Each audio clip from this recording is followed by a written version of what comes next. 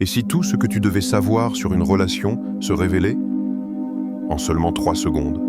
Pas 3 jours, pas 3 mois, 3 secondes.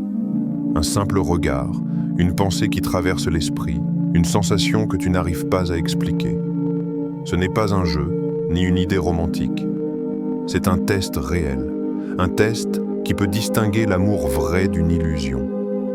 Un test qui repose sur les observations profondes de Carl Jung et sur ce que certains appellent la mémoire de l'âme. Car dans ces instants silencieux, là où les mots n'ont pas encore été prononcés, ton âme reconnaît ce que ton mental cherche encore à comprendre. Et ce test, tu peux le faire maintenant. Pas besoin de rituels complexes, pas besoin que l'autre soit devant toi.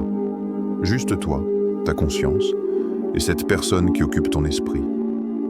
Est-ce une âme sœur ou juste une projection passagère? Ce que tu vas découvrir pourrait bien te libérer de mois ou d'années d'attachements inutiles. Alors écoute bien, parce qu'une fois que tu as compris ça, tu ne peux plus te mentir. Il y a des instants dans la vie où tout semble s'arrêter. 3 secondes, pas plus. 3 secondes où ton regard croise celui d'une autre personne et quelque chose se passe. Ce n'est pas un choc, ce n'est pas un vertige, ce n'est pas même un coup de foudre au sens traditionnel. C'est plus profond. C'est une sensation presque oubliée, comme un souvenir ancien qui ne t'appartient pas vraiment, mais qui vit quelque part en toi. Carl Jung, ce grand explorateur de l'âme humaine, croyait que ce moment est loin d'être anodin. Il l'a observé, étudié, traversé. Selon lui, ces quelques secondes peuvent contenir une vérité que des années entières de relations n'arrivent pas à révéler. Car dans cet échange silencieux, ce n'est pas ton mental qui est à l'œuvre. C'est ton inconscient. Ou plus exactement, ton âme. Tu peux passer des mois à analyser un comportement, à disséquer les mots, à anticiper les gestes. Mais rien de tout cela ne possède la clarté d'un moment authentique de reconnaissance. Parce que l'âme n'analyse pas. Elle reconnaît. Elle se souvient. Elle sait. Et elle sait très vite. Ce test des 3 secondes, tu ne le fais pas avec des critères, ni avec des attentes. Tu ne te dis pas « est-ce qu'il ou elle me plaît? Est-ce qu'on est compatible? Est-ce que ça peut marcher ?» Tu ne penses pas. Tu ressens. Et ce que tu ressens, ce n'est pas de l'excitation ni de l'euphorie. C'est une sensation rare, profonde, silencieuse, de familiarité. Comme si tu étais face à une personne que tu n'avais jamais rencontrée, mais que tu as toujours connue. Beaucoup passent à côté de ce moment parce qu'ils attendent des signes visibles. Ils veulent des preuves, des comportements clairs, des certitudes rassurantes. Mais l'âme ne fonctionne pas avec des preuves. Elle fonctionne avec la résonance. Et cette résonance ne crie pas, elle murmure. Elle ne séduit pas, elle apaise. Dans ces 3 secondes, ton être profond perçoit quelque chose que ton ego n'arrive pas à comprendre. Une sorte de cohérence invisible. Tu ne sais pas d'où tu connais cette personne. Tu ne sais pas pourquoi tu ressens cette paix étrange dans sa présence. Mais tu sais que ce n'est pas une impression ordinaire. Ce n'est pas une illusion et ce n'est pas non plus un manque. C'est un « je te reconnais » sans les mots. Le plus troublant, c'est que cette reconnaissance ne dépend pas du temps passé ensemble. Tu peux connaître une personne depuis des années sans jamais l'avoir vue réellement. Et tu peux croiser un inconnu une seule fois et sentir une clarté que tu n'as jamais ressentie ailleurs. C'est parce que cette connexion ne suit pas les règles du mental. Elle suit les lois du souvenir de l'âme. Il est inutile de forcer cette sensation. Soit elle est là, soit elle ne l'est pas. Mais quand elle est là, tu ne peux pas faire semblant de ne pas l'avoir sentie. Il y a quelque chose de rare, de presque sacré, dans le fait de se sentir vu. Je ne parle pas d'être regardé. Je parle de cette sensation étrange que l'autre te perçoit. Vraiment. Pas ton apparence. Pas ce que tu montres. Mais ce que tu es quand tu n'essaies plus d'impressionner. Quand tu n'as plus besoin de jouer un rôle. Avec certaines personnes, tu peux parler pendant des heures, partager des moments, traverser des saisons entières, sans jamais te sentir vu. Parce que tout se passe à la surface. Ce que tu montres est ce que l'autre perçoit. Et tu finis par t'habituer à cette distance. À ce jeu inconscient où chacun garde ses protections. Mais parfois, tu croises un regard, et il traverse tout.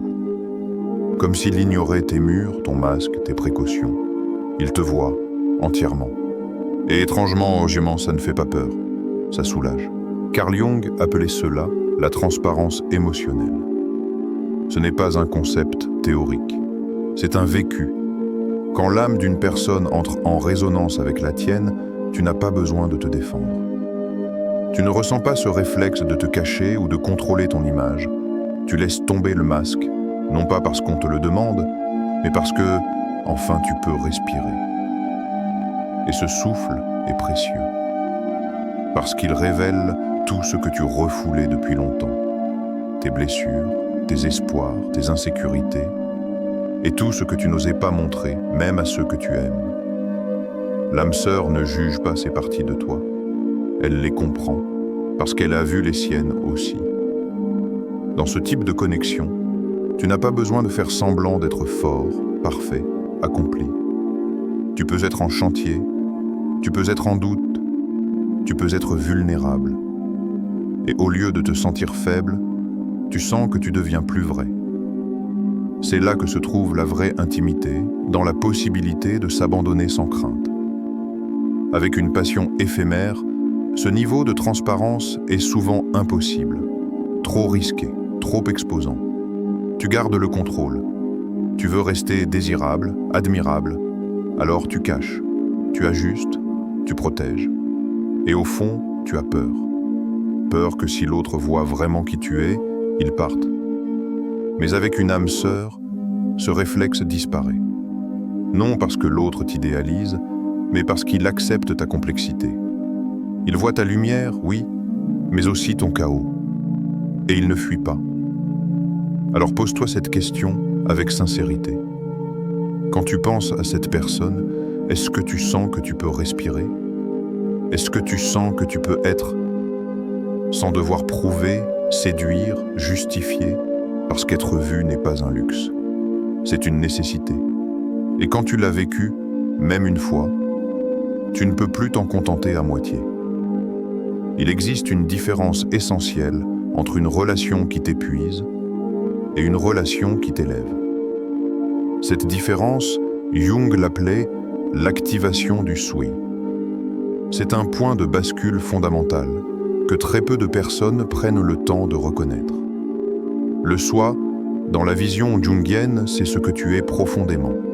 Derrière l'ego, derrière les masques, derrière toutes les versions de toi que tu as construites pour survivre, pour plaire, pour être accepté. Le soi, c'est ton essence intacte, ce que tu étais avant les blessures, et ce que tu redeviens quand tu cesses de te trahir. Dans une vraie connexion d'âme, ce soi est réveillé. Pas par des mots, pas par des promesses, mais par la simple présence de l'autre. Une âme sœur, sans même essayer, agit comme un catalyseur.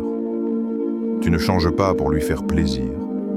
Tu te réalignes naturellement. Tu deviens plus vrai, plus stable, plus profond. Et tu sais ce qu'il y a de plus surprenant? Tu ne ressens pas d'effort. Ce n'est pas une course. Tu ne te sens pas sous pression. Tu sens simplement que tu veux t'aligner à ce que tu es vraiment. Que tu veux t'éloigner de tes distractions, de tes vieilles habitudes, de tes autosabotages. Avec une passion éphémère, c'est l'inverse. Tu ressens la tension constante de devoir être à la hauteur. Tu modifies ton comportement, ton apparence, tes paroles, pour entretenir une image. Tu cherches à correspondre à ce que tu crois que l'autre attend. Tu te perds dans un rôle. Mais dans une connexion d'âme, tu ne te transformes pas en quelqu'un d'autre. tu te retrouves. Et plus tu es toi, plus la relation devient fluide.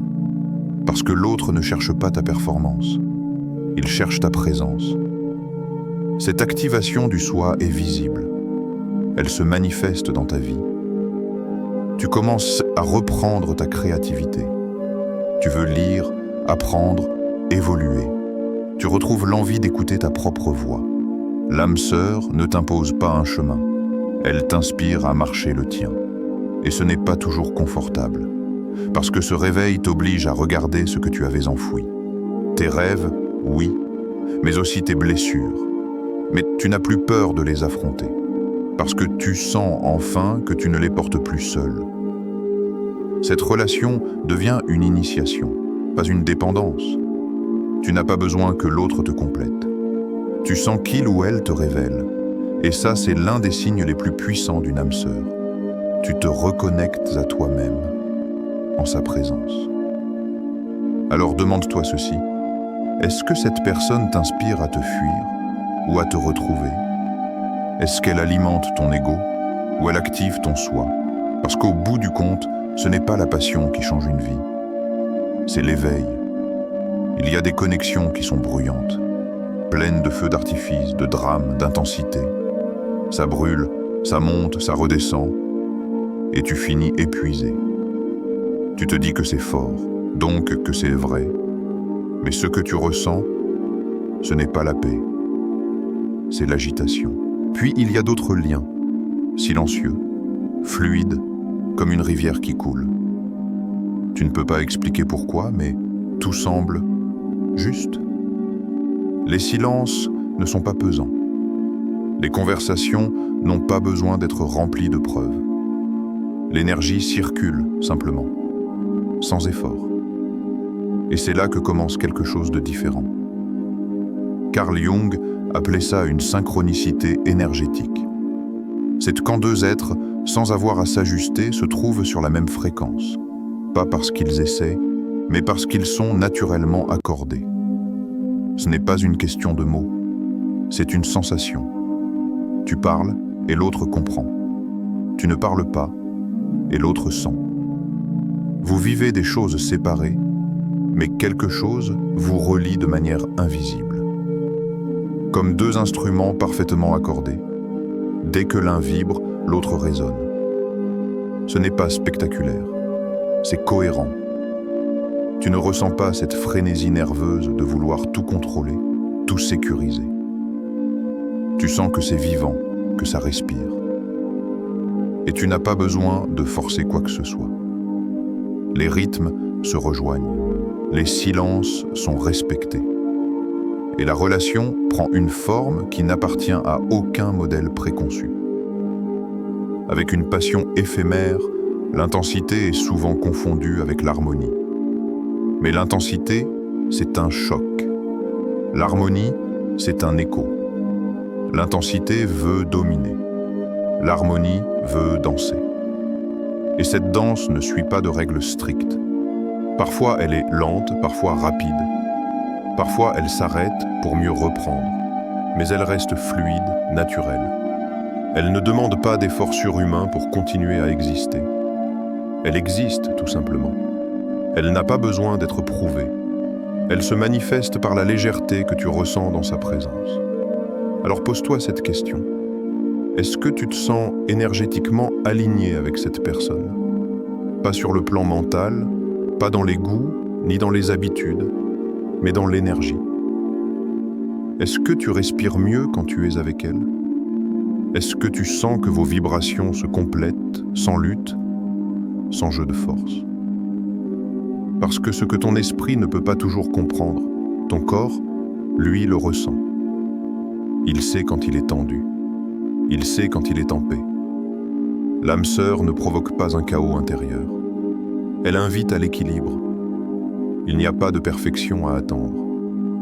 Mais il y a une vérité à reconnaître.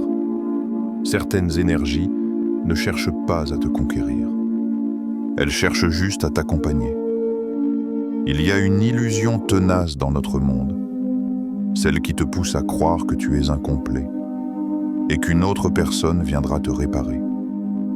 On t'a appris à chercher quelqu'un pour combler un manque, pour effacer la solitude, pour donner un sens à ce que tu ressens de creux à l'intérieur. On t'a programmé à attendre quelqu'un qui viendra te rendre heureux. Mais la vérité, c'est que ce genre de relation ne guérit pas. Elle amplifie le vide. Parce qu'elle part d'une attente, d'un besoin, d'une dépendance. Et ce besoin devient une ancre qui t'attache à l'illusion. Tu crois aimer, mais en réalité, tu espères être sauvé. L'âme sœur, la vraie, ne joue pas ce rôle-là. Elle ne vient pas te sauver. Elle ne vient pas effacer tes peurs, ni porter ton histoire à ta place. Elle vient te rappeler. Rappeler qui tu es. Rappeler ce que tu as oublié. Rappeler la plénitude que tu avais mise de côté. Et tu sais que c'est elle. Parce qu'en sa présence, tu n'as plus besoin. Tu ne ressens pas ce tiraillement intérieur qui te pousse à contrôler, à séduire, à te prouver. Tu ressens la paix. Ce n'est pas l'excitation de la conquête. C'est la tranquillité de la reconnaissance. Ce n'est pas un désir qui dévore. C'est une présence qui rassure. Avec une passion éphémère, le lien naît souvent d'un manque. Besoin d'attention, de valorisation, d'intensité. On projette sur l'autre ce qu'on n'a pas encore trouvé en soi. Et inévitablement, on finit déçu. Parce que ce qu'on cherchait, ce n'était jamais l'autre. C'était nous-mêmes. Mais quand c'est une âme sœur, c'est différent. Tu peux rester toi-même. Tu peux être dans le silence. Tu peux être loin parfois. Et pourtant, rien ne manque. Parce que la connexion n'est pas basée sur la possession. Elle est basée sur la reconnaissance mutuelle de deux êtres entiers. Et tu ne te demandes pas constamment où ça va, ce que ça signifie si tu vas perdre l'autre. Tu sens que ce lien dépasse tout ça, qu'il a sa propre intelligence et qu'il n'a pas besoin de ton stress pour exister. Alors si tu penses à quelqu'un maintenant, demande-toi, est-ce que je me sens vide sans cette personne? Ou est-ce que je me sens complet, mais amplifié, inspiré, ancré quand elle est là? Si c'est la paix qui t'habite en sa présence, alors tu n'as peut-être rien à chercher de plus. Ce n'est pas une histoire de passion, ni de drame. C'est une histoire d'âme qui reconnaît une autre âme, sans condition. Ce test a offert plus qu'une réponse. Il t'a tendu un miroir. Et maintenant, non, la question n'est plus seulement de savoir qui est l'autre, mais qui tu es quand tu regardes l'autre. Si tu ressens cette reconnaissance profonde, cette paix intérieure, cette vérité silencieuse, ne fuis pas. Mais ne force rien non plus. Les âmes sœurs ne se courent pas après. Elles se retrouvent quand chacun est prêt. Et si tu réalises que ce n'était qu'une passion éphémère, accepte-le avec dignité. Ce n'était pas une erreur, c'était une étape. Tu veux vraiment t'entourer de connexions vraies, durables et éveillées? Alors commence par faire ce travail de clarté en toi. Reviens à ce test chaque fois que tu doutes. Il ne ment pas, il ne séduit pas, il révèle. Si ce message a résonné en toi, partage-le. Quelqu'un d'autre a peut-être besoin d'ouvrir les yeux aujourd'hui. Et si tu veux aller plus loin dans ta compréhension des relations spirituelles, abonne-toi, active les notifications et reste connecté. Car le vrai chemin ne commence pas avec l'autre, il commence avec toi.